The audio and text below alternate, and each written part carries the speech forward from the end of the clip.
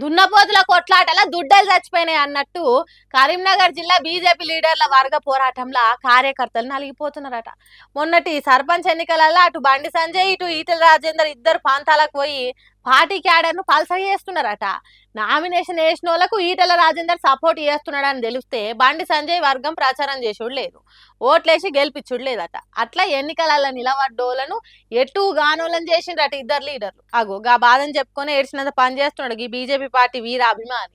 దగ్గరికి పోయి నాకు సహాయకం కావాలని కోరినందుకు నన్ను ఈ ఈ హుజరాబాద్ మండల్ పార్టీ ప్లస్ కరీంనగర్ జిల్లా అధ్యక్షుల వారు కూడా నన్ను బెదిరియడం జరిగింది.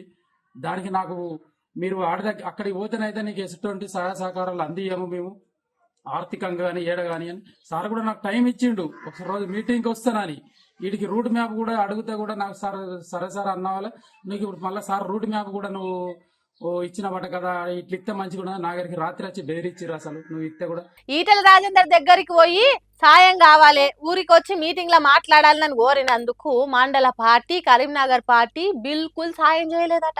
తర్వాత బండి సంజయ్ మనుషులు వచ్చి ఏం కాదు గట్టిగుండు, నీకు 7 లక్షల సాయం చేస్తామని చెప్పిందట. గదే ధైర్యంతో పైసలు ఖర్చు చేస్తే పాటోళ్ళని దగ్గరికి రాకుండా చేసోడ కొట్టిందట. తర్వాత ఇంటి ముఖాన కూడా చూడలేదట.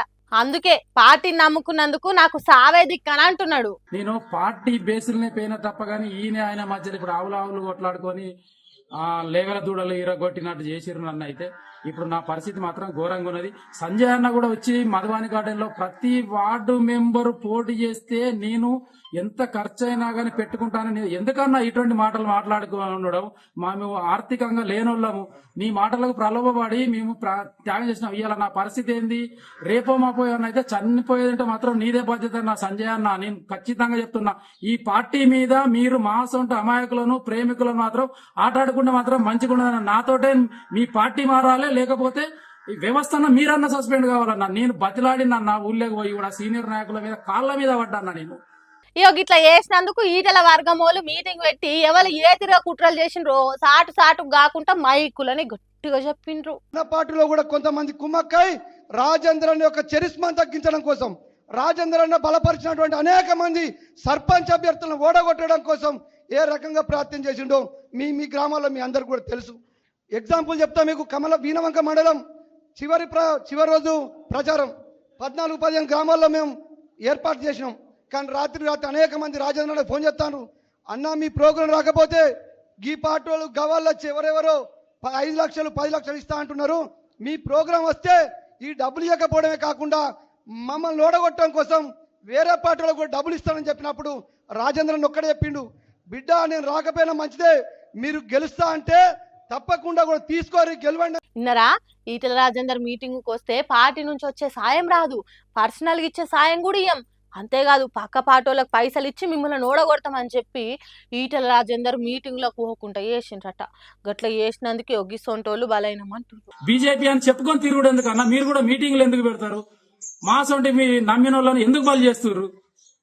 మేము ఇలా పుట్ట చేత పట్టుకొని ఉన్నామన్నా. మేము రూపాయి బిల్ల 22 లక్షల రూపాయలు అప్పైందన్న, నీకు పేపర్ తోటి సహా ఇచ్చిన చిట్టీలు కూడా ఉన్నాయి. అది నా కుటుంబమే వంచిన మీరు ఇస్తారనంటే ఎందుకు ఇట్లా మీరు ఆడుకుంటారు? కుటుంబాలతోటి ఒక మంచి అభిమానిని, బీజేపీ పార్టీ అభిమానిని ఎందుకు నర్వస్ చేస్తున్నారు? మీ స్వార్థాల గురించా మా కుటుంబాలను బలి చేసుకోవడం? మీరు గెలవడానికి కూడా మీరు మెప్పొందుకోవడం మమ్మల్ని బలి చేస్తున్నారా మీరు? ఇది ఏం పోకడబోతుందో తెలుస్తలేదు. ఈ పార్టీ అయితే ఒకప్పుడు అరే అని నమ్మేది, ఇంత వర్గపోర్లు పెట్టుకొని మా సొంటలను బలి చేసుడు అయితే ఇది న్యాయం కాదన్న. ఇగో ఇట్లా పార్టీని నమ్ముకున్న కార్యకర్తలను కోలుకోకుండా చేస్తున్నారట. ఇట్లా అయితే తెలంగాణలో బీజేపీ పార్టీ అధికారంలోకి వచ్చుడేమో గాని పెద్ద పెద్ద లీడర్ల నడుమ కార్యకర్తలు సచ్చుడు మాత్రం ఖాయమయ్యేటట్టే ఉన్నదని అంటుర్రట.